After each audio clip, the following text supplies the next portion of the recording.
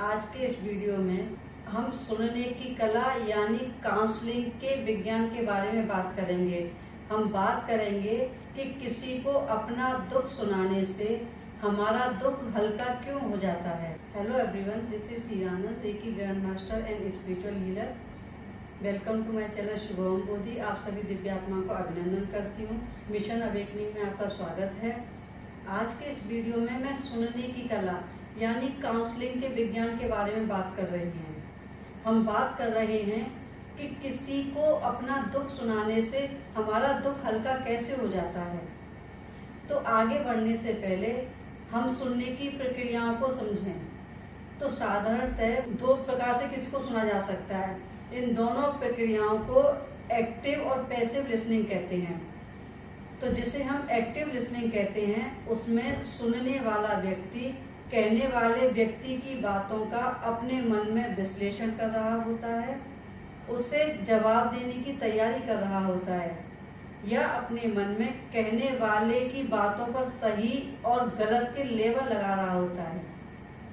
साथियों, active listening में कहने वाला व्यक्ति महत्वपूर्ण नहीं होता है, उसकी बातें महत्वपूर्ण होती हैं, जिसकी वजह से सुनने वाला व्यक्ति सामने वाले की बातों पर सुनते वक्त ही चिंतन मनन या कुछ प्रोसेस कर रहा होता है।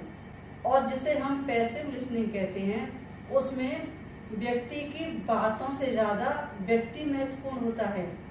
पैसिव लिसनिंग को ही सहानुभूति से सुनना या करुणा से सुनना कहते हैं। इस प्रकार से सुनने वाला व्यक्ति सामने वाले व्यक्ति की उपस्थिति के प्रति करुणा और प्रेम से भरा होता है और उसकी उपस्थिति के प्रति पूरी तरह से जागरूक होता है। उसकी बातें उसके लिए कम महत्वपूर्ण होती हैं, वह व्यक्ति महत्वपूर्ण होता है।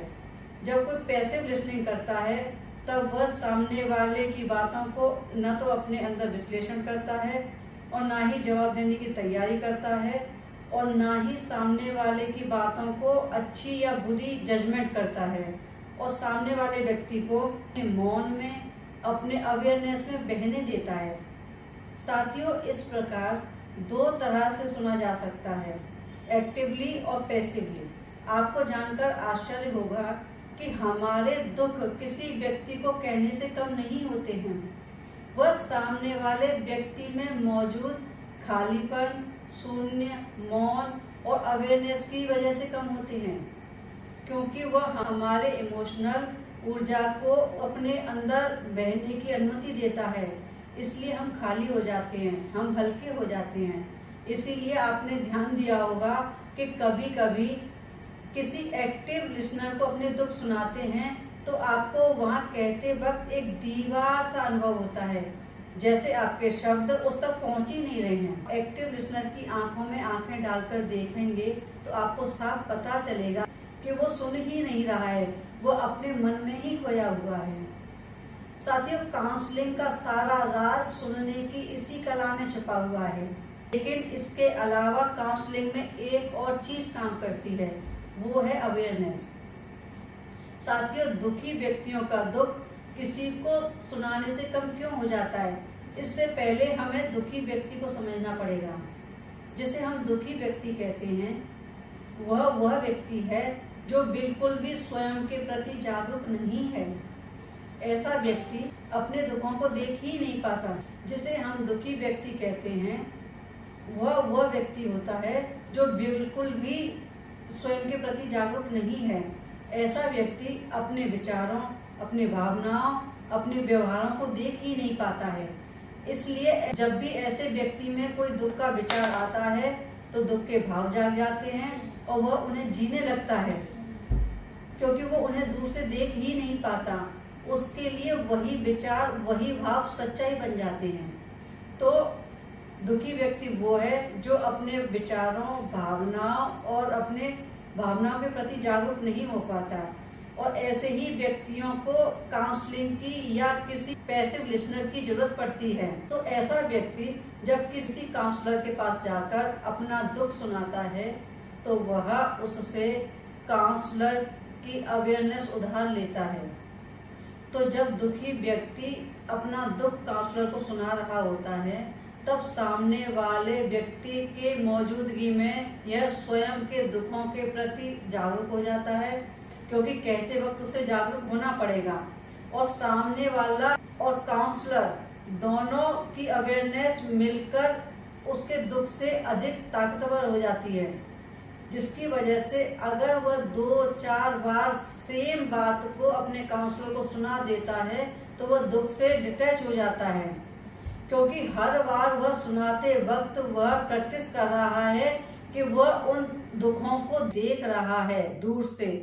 उस वक्त वो उन्हें जीता नहीं है, क्योंकि काउंसलिंग की प्रक्रिया को अगर अलग एंगल से देखा जाए तो हम काउंसलिंग के नाम पर या किसी सुनने वाले को चुनते हैं तो हम उसकी अवेयरनेस उधार लेते हैं। लेकिन हम अगर स्वयं के विचारों, भावनाओं और व्यवहारों को देखना सीख लें तो हमें फिर जिंदगी में कभी किसी काउंसलिंग की जरूरत नहीं पड़ेगी। तो अवेयरनेस के साथ हमें काउंसलिंग की जरूरत तो नहीं पड़ती, लेकिन हम पैसिव लिसनर भी बन जाते हैं, क्योंकि जैसे ही हम अपने विचारों के प्रति जागरूक होने लगते हैं तो हम उन्हें धीमा या तेज भी कर सकते हैं। तो साथियों, हम एक अच्छे लिसनर बन जाते हैं। अब हमसे कोई बात करेगा तो हम उसे सहानुभूति से सुन पाएंगे, हम उसे करुणा से सुन पाएंगे और सामने वाले व्यक्ति के दुख बिना कुछ किए ही सुनते सुनते ही खत्म होने लगेंगे। तो सेल्फ अवेयरनेस से हमें स्वयं को काउंसलिंग की जरूरत तो नहीं पड़ती, साथ ही हम खुद ही काउंसलर बन जाते हैं। इसमें साथियों कोई रॉकेट साइंस नहीं है, सिर्फ अवेयरनेस से, सहानुभूति से किसी को सुनना, और यह कला अवेयरनेस के बिना पॉसिबल नहीं है। तो मैं चाहती हूँ कि आप बहुत अच्छे लिसनर बने, क्योंकि इस दुनिया में अच्छे सुनने वालों की बहुत कमी है। यहाँ पर हर व्यक्ति कुछ कहना चाहता है, क्योंकि यहाँ पर सभी घायल हैं, सभी अपना दुख किसी को सुनाना चाहते हैं। तो यहाँ पर करुणा से सुनने वाले, सहानुभूति से सुनने वाले लोगों की बहुत ज़्यादा ज़रूरत है। और साथियों, सहानुभूति से सुनने के लिए आपको सेल्फ अवेयर होना पड़ेगा, वरना आपका माइंड आपकी अनुमति के बिना बीच बीच में जवाब देने की कोशिश करता रहेगा। तो इस कला को विकसित करने के लिए सेल्फ अवेयरनेस की प्रैक्टिस करें, स्वयं के प्रति जागरूक हों।